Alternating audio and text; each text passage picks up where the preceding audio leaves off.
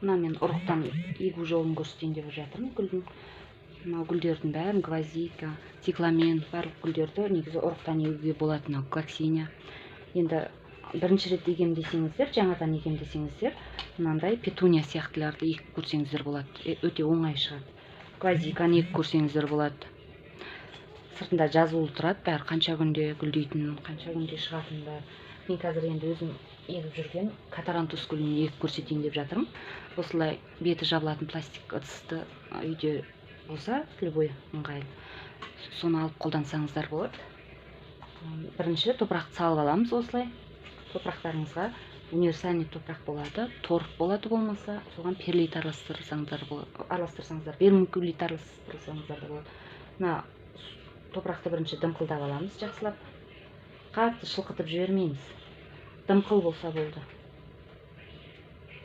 Мынамен шашсаңыздар да болады, дымқылдап алсаңыздар болады. Мына осынша етіп дымқылдаймыз. Одан кейін мынандай зубочистканы ұрықты салғанға ыңғайлы етіп алсаңыздар болады. Мен осыны пайдаланам. Мына ұшын сәл суға батырып алып, мына ұрыққа батырсаңыздар, сонда ұрық жабысып қалады мен зубочисткаға осылай.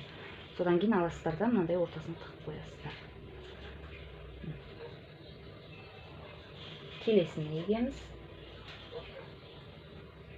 Әрге екі-екіден тастаймыз. Біреуден тастасаңыздар да болады, өздеріңізге ыңғайлы. Маған ыңғайлы, екі шетіне екеу тастаған ыңғайлы. Содан кейін осылай жауып қоясыздар да, қатты ыстық емес жерге қоясыздар, жарық жерге, күн түсетін жерге, жылы жер болса болды. Сосын бір мезгіл іші буланып кеткен кезде ашып тұрасыздар. Мынау дайын болды. Келесі ұрықты осындай ыдысқа топырақ көп салған жоқпын. Өйткені топырақ көп болса, тамыры тез жүріп кетеді. Бұның тамыры кішкентай болады, сондықтан көп салмадым. Осылай жартыдан төмен салсаңыздар жетеді. Сосын бұл гвоздика гүлінің ұрығы өте майда болғандықтан, бұны жекелеп отырмаймын, себем.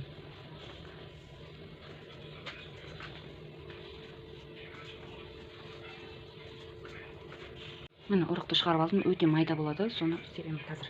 Бірінші топырақты дымқылдап аламын.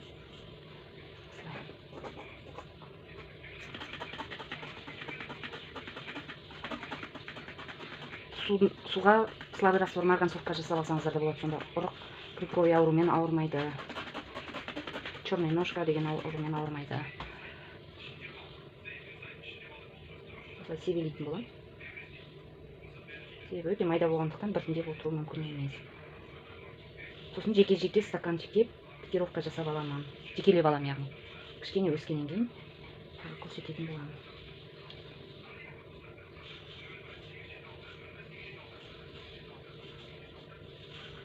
Жаңа ананы зубочисткамен тығып ектім ғой, бұны енді сеуіп еккендіктен бетіне тағы да топырақ себетін болам. Вермикулит араласқан топырақты кішкенеден, көп емес, топырақты бетінен қалың салып қойсаңыздар, ұрықтың шығуы қиындау болады. Астында жатып шіріп кетуі мүмкін. Сондықтан көп емес себелеп, бір қатар етіп себелеп өтсеңіздер жетеді. Болды, бұны да жарық жерге орналастырамыз. Фитолампа болса, фитолампаның астына қоясыздар. Жарық күн түсетін терезеге қоясыздар, бірақ тікелей күннің астына қойсаңыздар, қызып кетіп, буланып кетіп, іші ысып кетуі мүмкін. Сондықтан бір жарық жерге орналастырыңыздар.